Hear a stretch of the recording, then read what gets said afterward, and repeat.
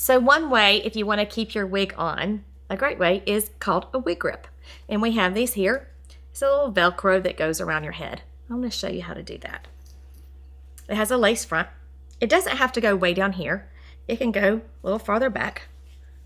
And then I'm going to just Velcro it around like that. Now, I have my hair in a ponytail just because it's easier when I go to the shower. I don't have to worry about blending my hair in with my wig. I can leave it down if I want to, but this is just easier for me. So if I didn't want to use the Got2Be Glued, I can do the wig grip. Put that on like that. Take my wig. It does make it a lot tighter. And there I go.